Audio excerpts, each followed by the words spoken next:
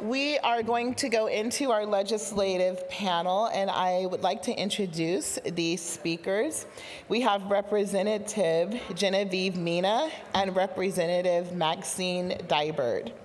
This conversation will be moderated by Michaela Stith, and I invite you to the panel now. Please give them a warm welcome as they come.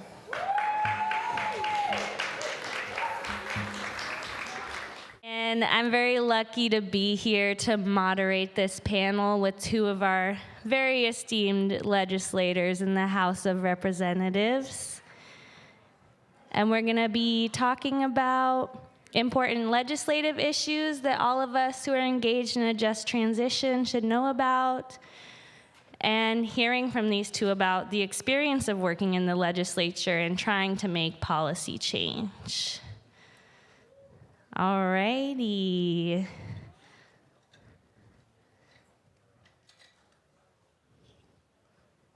So to get us started off, I'd like to ask you both to please tell us a bit about your work and your values as it relates to a just transition, and maybe some issues in the legislature that we should be aware of that you've been working on. Mm-hmm. Yeah. And my apologies, I'll do a brief introduction before we get started. So first, we're going to hear from Representative Maxine Dibert. Maxine is a Koyukon Athabascan who was born and raised in Fairbanks. She taught school in Fairbanks at Denali Elementary for 21 years.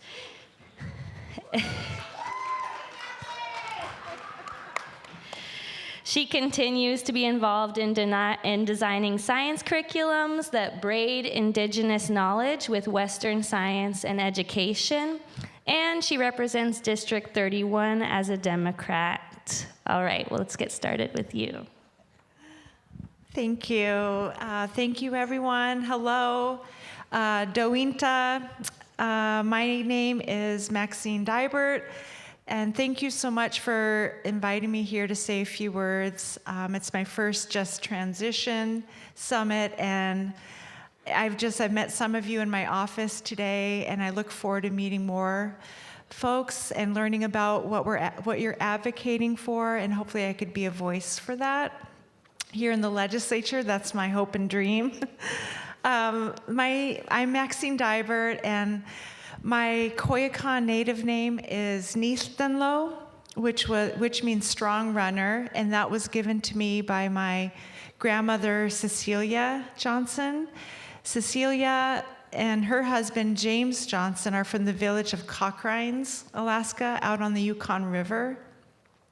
And my grandmother and grandfather on my mother's side are Einar Anderson from Sweden and Catherine Anderson from the village of Rampart. I grew up in Fairbanks, Alaska, and grew up proud product of public schools, went to UAF, and now I never thought I would represent the town that I grew up in, so it's an honor to be serving in the Alaska State House of Representatives now with my colleague, Representative Mina. Representative Genevieve Mina is a lifelong Alaskan, community advocate, and a proud daughter of Filipino immigrants. She grew up in Airport Heights in Anchorage, Alaska, where she attended local public schools and helped her family while they operated assisted living homes in the neighborhood for almost 2 decades. She represents District 19 as a Democrat. Would you like to introduce yourself a little more? Sure.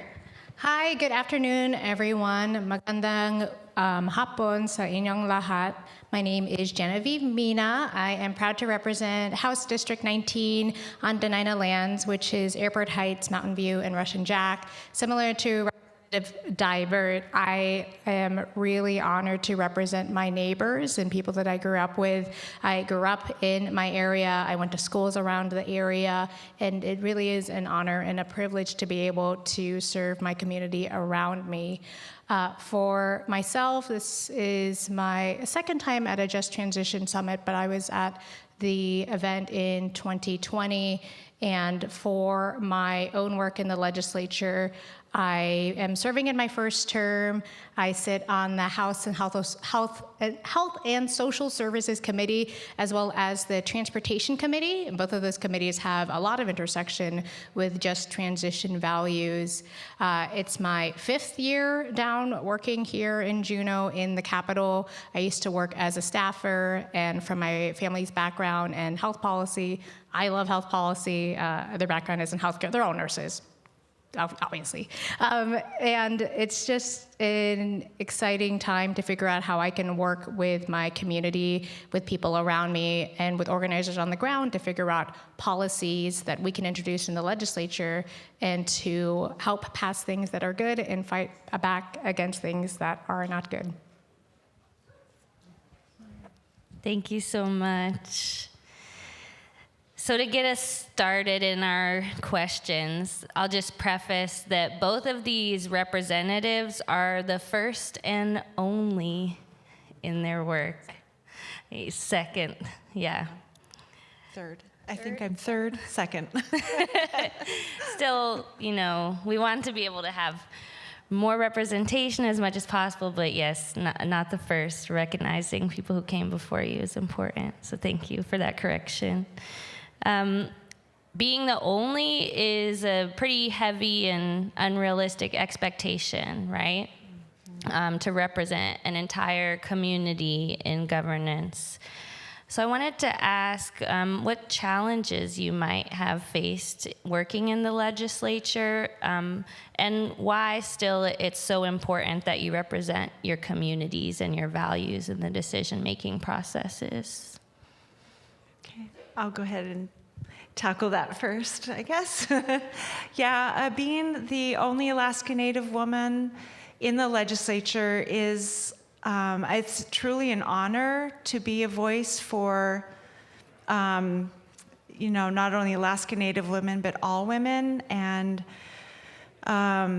it's a heavy weight to carry, and it's truly an honor. I do sit on Natural Resources Committee, and it's a tough committee to sit on because there's 3 women in the minority, and we all kind of sit on one side, and then the rest are men.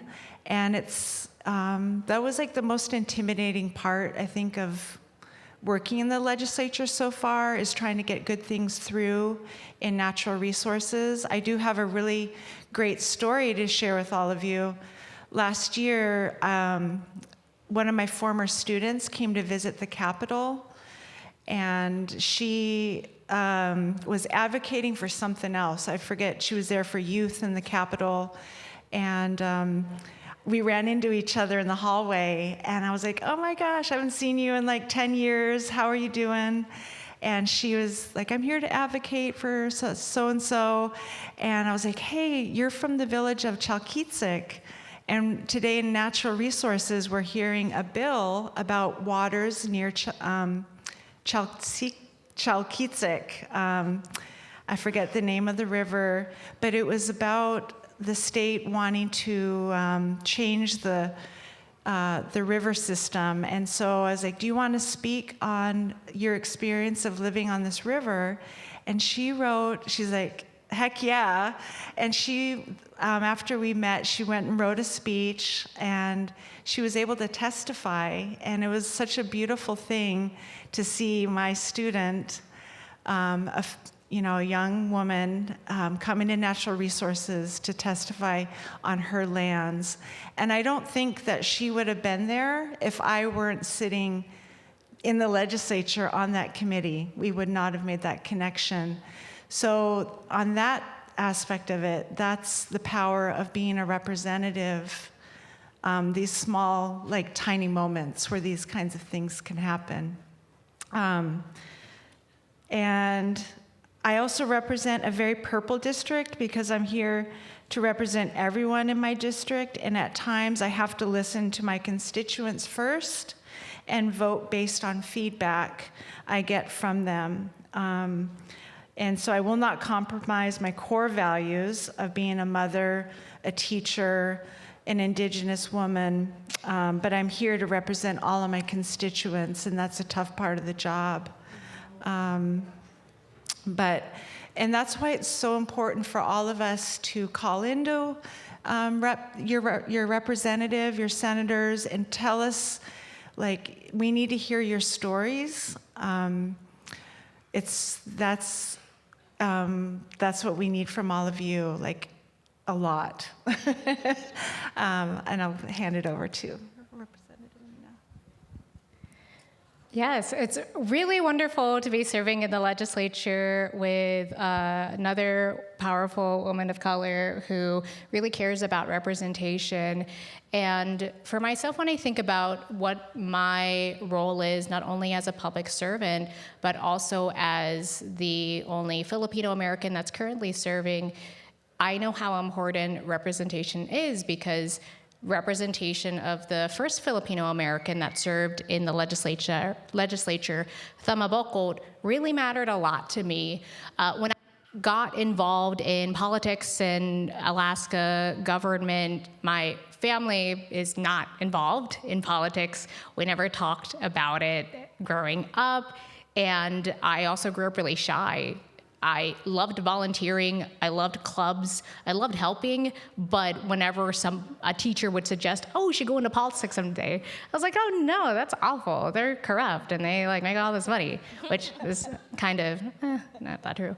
But what I'll say is that when I learned about Thama Bokod as I was getting involved in politics and I was getting involved in the legislature, that really made an impact on me in terms of physically seeing someone who was like me, who probably grew up with the same cultural values that I did, and to see them not only serve in that position, but thrive.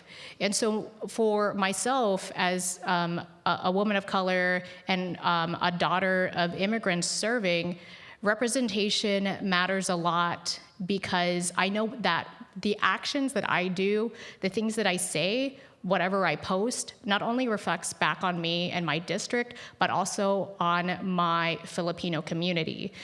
It reflects back on other women of color. It reflects back on immigrants. It reflects back on young people. And there are so many different diverse identities that we have to hold on top of serving in office. And so there's a lot of privilege to be able to speak out, but there's a big responsibility in the identities that we have.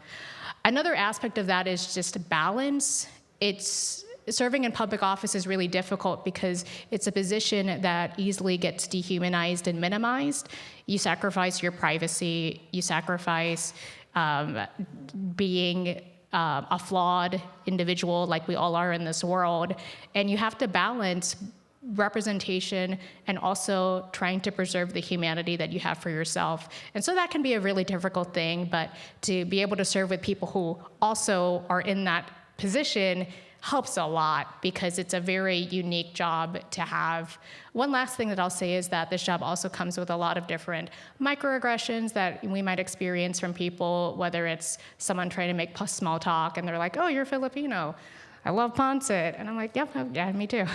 So you get a lot of that, but what's important for me is that this is a position of power. Power comes responsibility, Spider-Man quote, and you can't let the microaggressions and all of that distract you from doing the work that's really important for making big change for our community. Could I ask a follow-up question, which is, why did you run for office? That's a great question. Okay. Well, I said no. Friends and family asked me about 50 times, and I said no about 50 times because I was a teacher just 15 months ago. I was a third grade teacher in Fairbanks.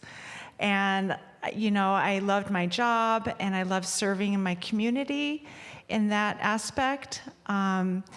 But my friends and family were persistent, saying that I would be the perfect representative for downtown Fairbanks.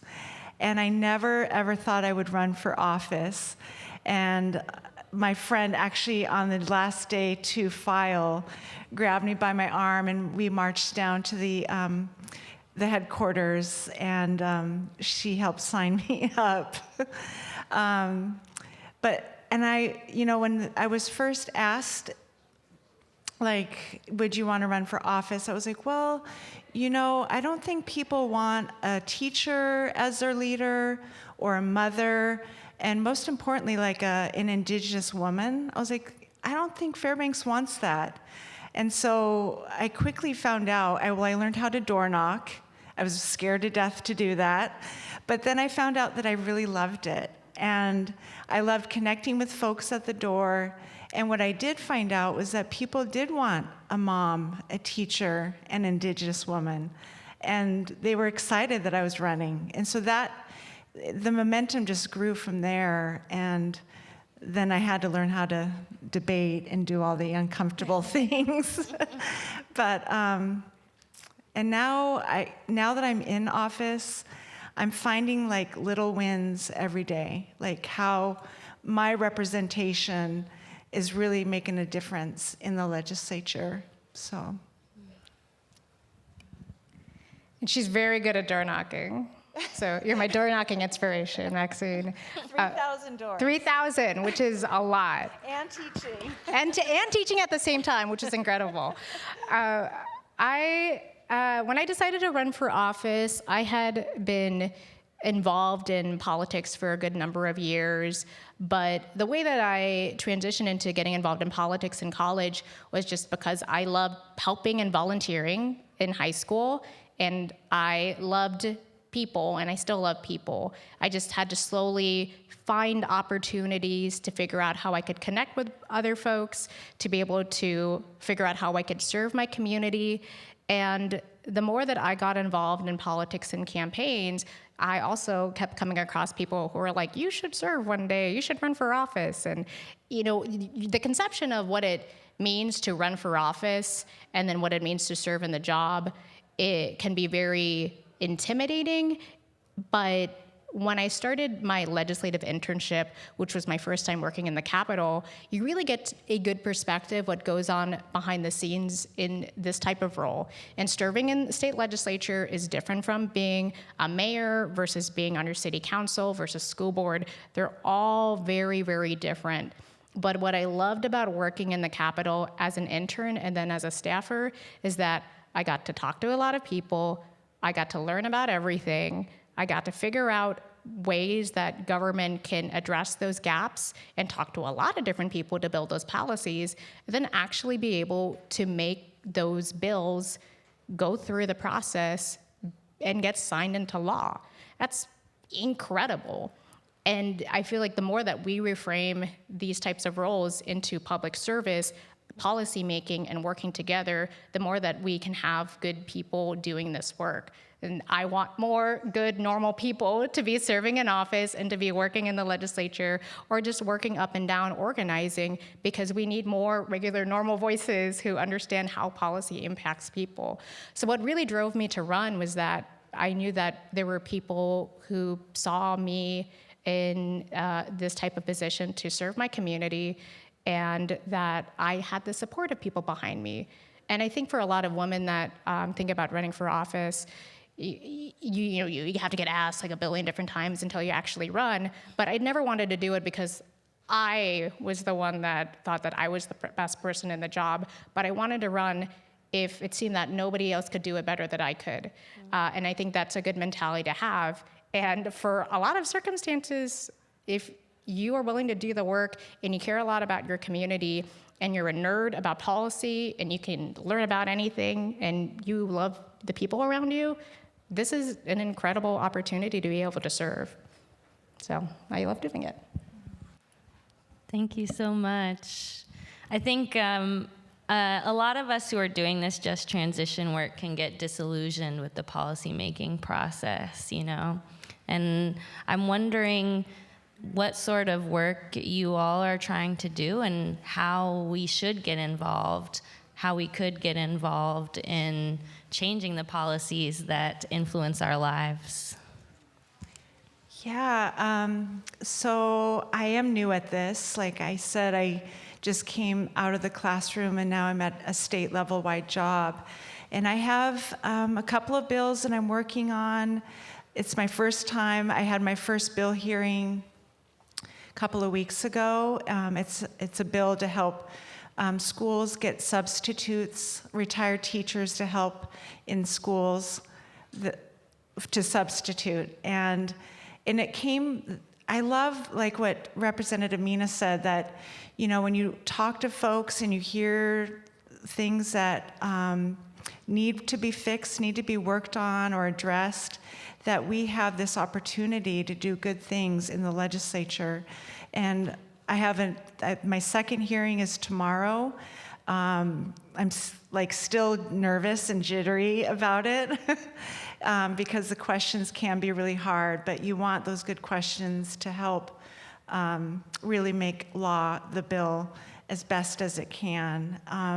But when you have these pieces of policies out there, you need to have testimony, folks calling in from the public. And so learning how to navigate, my staff and I were just talking about navigating akledge.org. And I'm not sure if that's part of this summit, but it should be, because I think people really need to know how to navigate akledge.gov and know where your representatives' bills are, how to follow them. Go back and you could watch every single video. Actually, yeah, you could go gavel to gavel, and I never knew about that until I got down here. So it's our government is so transparent, and I think that should be the first step. And public testimony is so important. Voting, staying involved.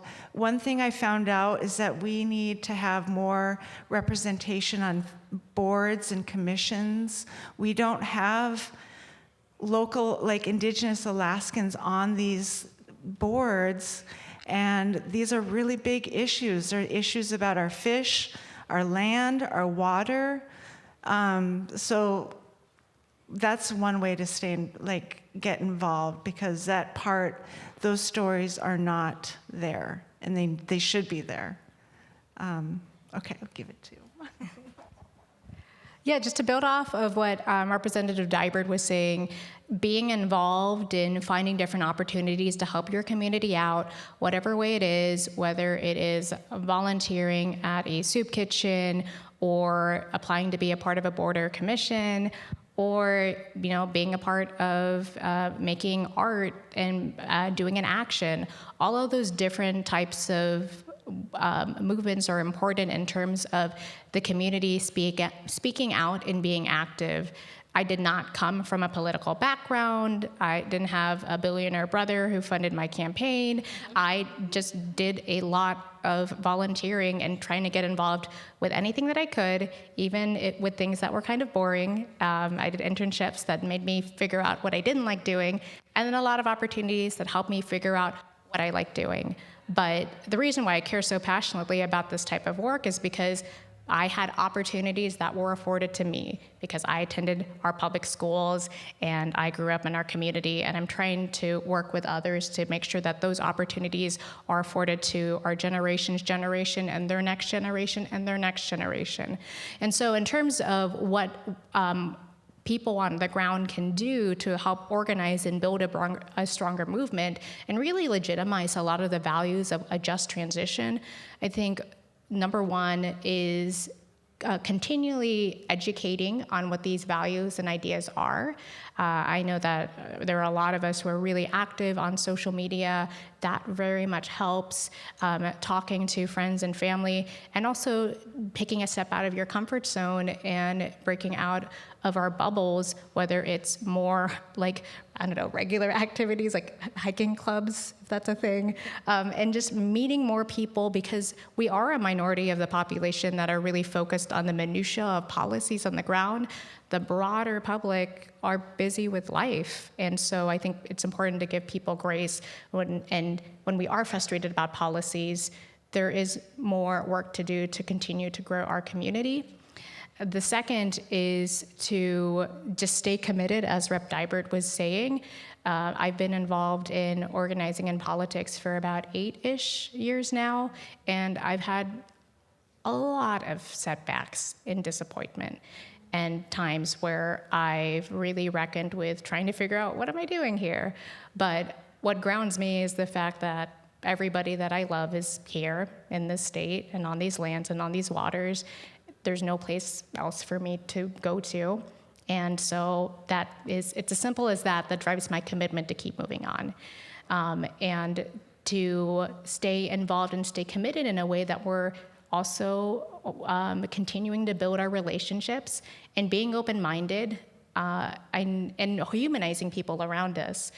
And I think the more that we are open-minded and knowing that even the people that we think are our worst enemies are still human beings at the end of the day, it's really hard to practice that grace and that open-mindedness, but we have to do it if we want to keep pushing our community forward.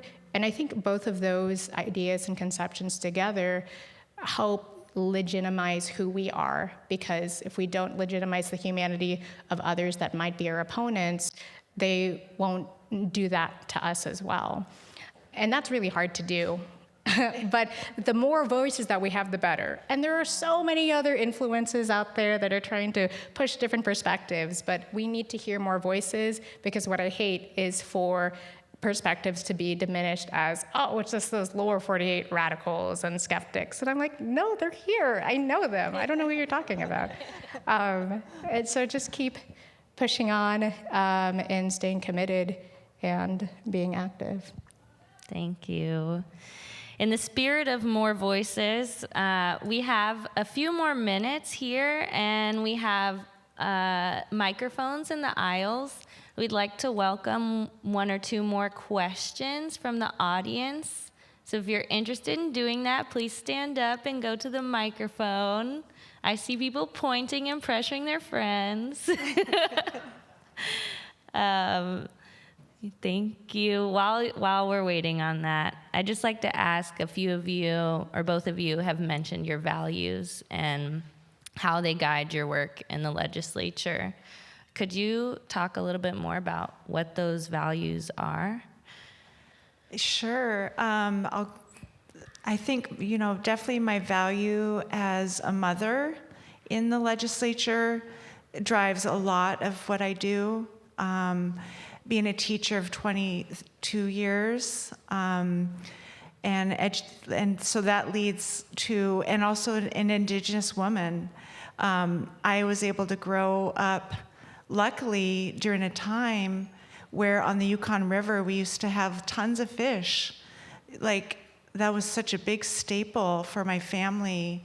And now that we have this issue of no fish on the Yukon River, I have those stories to tell my colleagues, like, hey, that's one avenue where my value of Indigenous subsistence food, and that people on the Yukon River, like, I forget how much protein that they got from fish and moose, of course, but now we have this issue where we don't, and that helps me in the legislature sharing that stories when it comes to clean waters, healthy water systems, healthy ecosystems, and also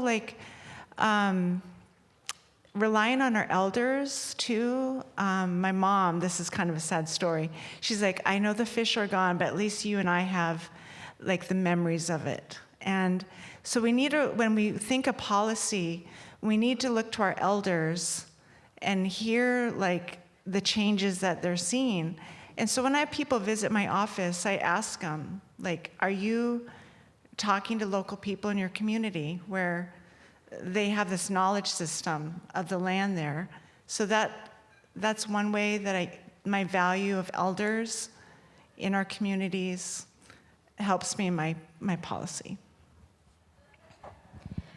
In Filipino culture and Filipino psychology, there's a value called kapwa, and that is a intrinsic interconnectedness that we feel amongst our neighbors and people around us. And I can see it in my community and people around me, but I am really driven by my love for people. I love people, and I'm indebted to the community that helped me. Another value in Filipino culture is called utang na loob, and it's this obligation that you have to one another, which can turn a little transactional and a little toxic. But really, I do feel so much gratitude because my family, for complex and different reasons, left all of their family and all of their community, and they found a home here. And so I'm forever grateful for them emigrating here, and I'm grateful to be able to live on these lands. So it's a responsibility that I feel to figure out how I can help repay those opportunities and make those opportunities arise for more people in this place. I see a question. Hello, good afternoon, and not so much a question. First, I'd like to thank the representatives up there, giving up their time, and Representative Dibert. My name is Wayne Morgan. I'm from the community of Antioch, and this is just more to you all, since you're going to be going up to the Capitol next few days, or if you haven't already, and you're going to be visiting, some senators and representatives. Like Representative Dibert said, we need some rural representation within these boards and commissions. And having said that, I have put my name forth to hopefully be selected and moved from the governor's office to serve on the RCA, Regulatory Commission of Alaska. So as you visit these offices, say, when you talk to your representative and or aides, ask them if they've seen anything from the governor's office, because we hear that Wayne Morgan, who is not just because I'm Native, it's because I feel that I am qualified to serve on the Regulatory Commission. And I have the experience, government, over 27 years within all different levels, tribal, working with the federal government and also the state government. Litigated, went through the court systems to get your points across, whatever that may be, and have been successful. So when you do visit, so this is just like a campaign, but not maybe, because these people are selected to serve on these commissions, are appointed by a governor, right? Most time it's your friend, somebody that has zero experience with how government operates. And that's just the way it is. It has been going on for years and years and years. So I do have the experience, I have the character, I have the trust responsibilities to, serve the people. And it's you, the ratepayers, throughout the state of Alaska, no matter where you live. So and it is a full-time position. This is a 6-year appointment, and it's working on for the legislative branch of government and also the executive branch within the governor's office. So just let you know, I am putting my name up there. Very slim chance, but it's a chance, see? Very slim chance I may get selected, but it's voted on by you within your joint offices when you get your joint meeting together and voted on by you. Usually this is, there's no issues when someone gets put forth within these. Usually just a vote, let's get them on there. And I know that just a little bit of history is most of the legislative office representatives, senators don't know what the RCA actually does. Just the way it is. And it's a full-time board member all year. And you have a staff of over 50 people that works for you. On Thursday, I'll be speaking to what happened in Antioch, which the Regulatory Commission approved and put some high rates on us community members of Antioch that wasn't supposed to happen. If they properly went through each case, as they call them, dockets. So I'll speak to that on Thursday within Lunch and Learn up at the legislative office. So just, if you visit your offices, representative, senator, just say, hey, I hear there's Wayne Morgan out there putting his name in for the RCA. Have you guys heard anything? Have you seen anything from the governor's office? Just that. Thank you. Thank you, Wayne. Yeah, he's been doing great work in a just energy transition in Antioch, so we really appreciate that. We'll take this final question, and then we'll close out and talk about the bills that you can lobby on and advocate on in the legislature. Hi, for the last question, I wanted to ask, what does your dream Alaska legislator look like? What is your vision, and what do you hope to accomplish in your time? And I want to boss it to you both. You do amazing work, and I appreciate you both so much.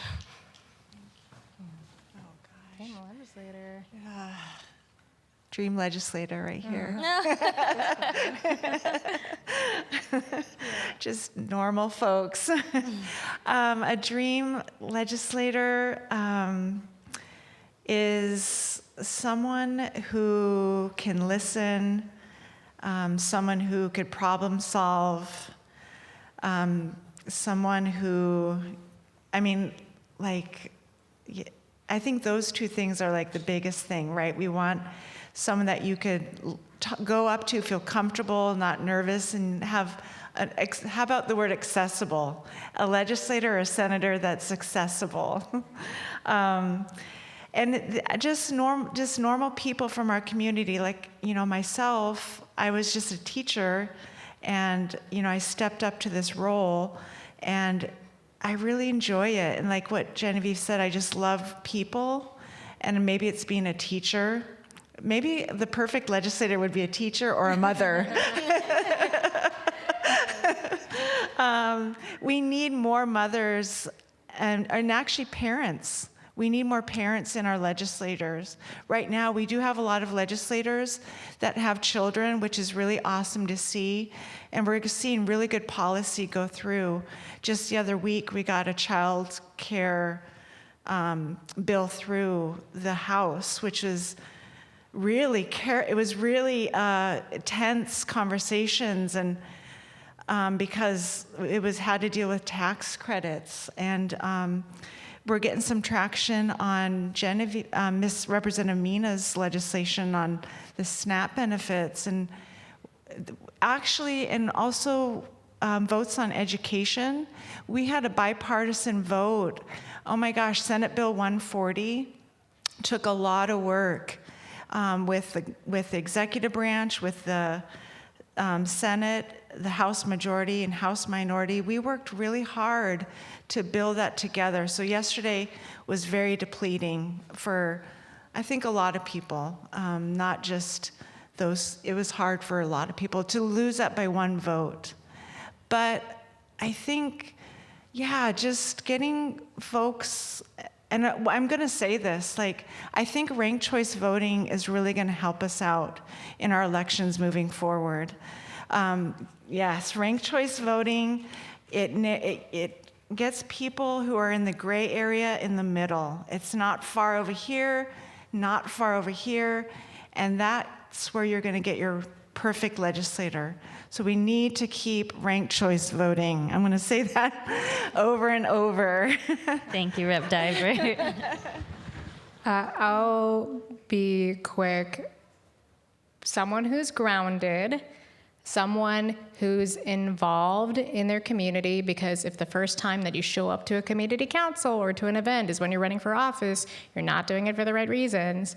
And then number 3, just someone who is open-minded and who leads with their values. And that is so simple, but for some reason it's so hard to find candidates who do all of those things. And so the more regular people that we have to just be open-minded and to consider running for office, please do. Please run for office. All of you should consider doing that. Please, please, please. This year's an election cycle. Please run for office. That's Thank 4 you. pleases. 4. Well, thank you so much. It's really great to know that we have people like you in the legislature that we all can talk to and try to get things moving. So we will Anabasi. pass it on. Yeah, Anabasi. Thank you. Salamat. Thank you.